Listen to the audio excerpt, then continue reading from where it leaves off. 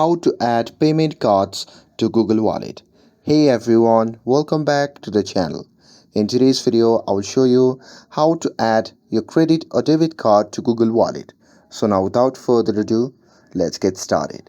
So first thing first, open the Google Wallet app on your phone and make sure that you're logged into your account. And now here, once you are inside the app, just tap on Add to Wallet button, which can be seen in the bottom right corner of the screen. And here, once you tap on it, you'll see the interface like this. So here from the option, simply select the option that says Payment Card, and once you tap on it, you'll see the interface like this. So here simply tap on Add a Payment Card button, which can be seen in the bottom of the screen. And here once you tap on it, you'll be prompted to the page where you need to enter your card.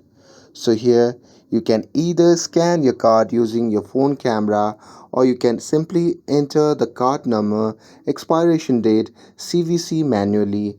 And here once you're done with that, you can simply tap on save and continue. And after that, you need to agree to your bank terms and complete any verification step like a text code or app approval depending on your card issuer.